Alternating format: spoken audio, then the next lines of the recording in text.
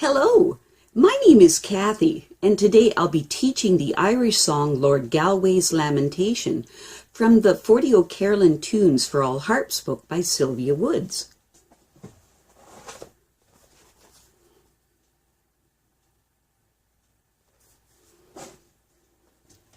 But before I do, I wanted to tell you that I have a great many videos now on many different topics, and so I've decided to make several different video playlists so that it's easier to find the videos of greatest interest. So please check out my playlist page.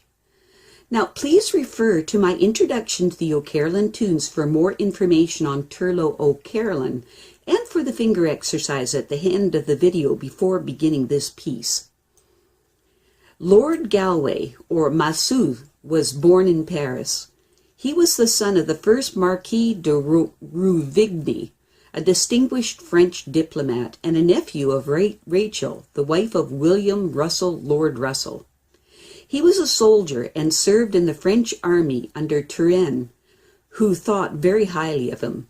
Probably on account of his English connections, he was selected in 1678 by Louis XIV to carry out the secret negotiations of a compact with Charles II, a difficult mission which he executed with great skill. He succeeded his father as general of the Huguenots and refused Louis's offer at the revocation of the Edict of Nantes to retain him in the office. In 1690, having gone into exile with his fellow Huguenots, he entered the service of William III of England as a major general, thereby forfeiting his French estates. In July 1691, he distinguished himself at the Battle of Aughrim, and in 1692 he was for a time commander-in-chief in Ireland. In November of that year, he was created Viscount Galway and Baron Porterlington, and received a large grant of seized estates in Ireland. The title had previously belonged to Ulrich Burke, 1st Viscount Galway, a Jacobite officer who had been killed at Aughrim. In 1693, he fought at near Widden and was wounded. In 1694, with the rank of lieutenant general, he was sent to command a force in English pay that was to assault the Duke of Savoy against the French, and at the same time he relieved the distressed Baudons. In 1695, Savoy changed sides. The Italian peninsula was neutralized and Galway's force was withdrawn to the Netherlands. From 1697 to 1701, a critical period of Irish history, the Earl of Galway, he was advanced to the rank in 1697, was practically in control of Irish affairs as Lord Justice of Ireland. After some years spent in retirement, he was appointed in 1704 to command the Allied forces in Portugal, a post which he sustained with honor and success until the Battle of Almanza in 1707, in which Galway, in spite of care and skill on his own part, was decisively defeated by the Duke of Berwick. His aide-de-camp was Victor-François Chatinier de Chamblay, son-in-law of Jacques de Bellevue, Baron of Virezel. Galway scraped together a fresh army and, although infirm, was reappointed to his command by the home government. He took part in one more campaign and distinguished himself by his personal bravery and action. Marquis de Bay defeated him on the Battle of La Gudina. After this, he retired from active life. His last service was rendered in 1715, when he was sent as one of the Lords Justice to Ireland during the Jacobite insurrection. As most of his property in Ireland had been restored to its former owners, and all his French estates had long before been forfeited, Parliament voted him pensions amounting to £1,500 a year. He died unmarried. The Irish peerage died with him, but not the French marquisate. The French hospital was incorporated under the Grand Seal in 1718 with Galway as its governor. I'll teach the easy version first and then the advanced version. Then I'll play the easy version with all of the elements discussed and then the advanced version. Hello! When learning this piece of music, clap and count out the right hand and the left hand, and then put it hands together, then learn it hands separately and then put it hands together. Now, all music tells a story, and I'm not talking about the words of the song. Rather, I'm speaking about the music itself. In Lord Galway's Lamentation, the melody is in the right hand and the accompaniment is in the left hand, so make sure that the right hand melody is louder overall than the left hand. In all music, there's a beginning, an ending, and a climax point, and we'll discuss each of these elements now. In music, it's a general rule of thumb that when the notes of the melody, in this case the right-hand notes, rise in pitch from lower notes to higher notes, that the volume will increase, and when the melody notes fall in pitch, the volume will decrease. In general, the left hand of most songs will be the spot where the beat of the song manifests most strongly. In general, the first note of each bar of music in the left hand is slightly emphasized to give a good strong beat. And the lower notes are also emphasized slightly, and what this does is it causes the playing of the piece of music to have greater depth and contrast. In Lord Galway's Lamentation, there are two sections of the piece that are repeated once each. It's customary when you have this situation occurring in a piece of music that the repeat will be either louder or softer than the original.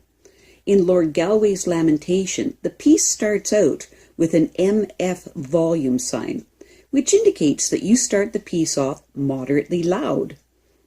It then moves on to the two repeat passages, each of them played first loud, indicated by the F volume marker, and then the repeat played soft, which is indicated by the P volume marker. Finally, the piece concludes as it begins with an MF or moderate loud volume indication. At the conclusion of the piece will be a slight retardando or a slight slowing down of the tempo so that the listener can hear that the song is about to end. And this is the easy version of Lord Galway's Lamentation.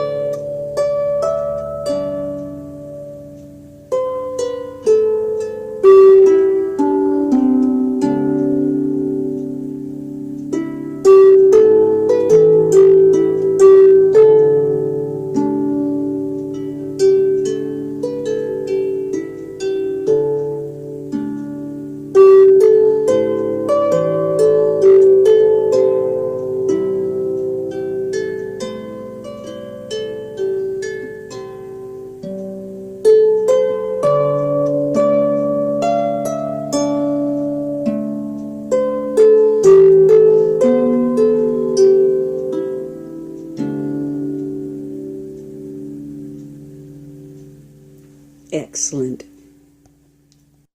In the advanced version of Lord Galway's Lamentation, broken three-note chords have been added to the left hand to give a fuller sound to the piece of music, and 16th note grace notes have been added to the right hand for embellishment. At the conclusion of the piece will be a slight retardando or a slight slowing down of the tempo so that the listener can hear that the song is about to end. In Lord Galway's Lamentation, there are two sections of the piece that are repeated once each. It's customary, when you have this situation occurring in a piece of music, that the repeat will be either louder or softer than the original. In Lord Galway's Lamentation, the piece starts out with an MF volume sign, which indicates that you start the piece off moderately loud. It then moves on to the two repeat passages, each of them played first loud, indicated by the F volume marking, and then the repeat played soft, which is indicated by the P volume marking. Finally, the piece concludes as it began with an MF or moderately loud volume indicator. In the advanced version of Lord Galway's Lamentation, there are broken three-note chords in the right hand and the left hand, and I just wanted to demonstrate how those work. The first one occurs as a beautiful roll right at the beginning of the piece.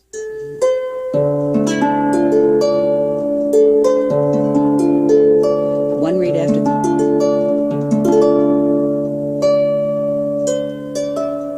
And then the left hand broken 3-note chords start appearing after that, and the bottom note of that 3-note chord comes in with the right hand note, so it's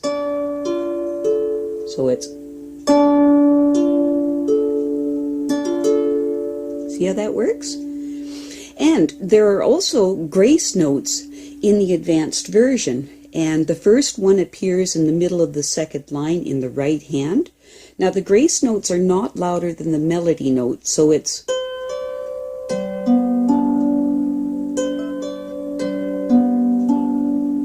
and that's how that works. Excellent. And this is the advanced version of Lord Galway's Lamentation.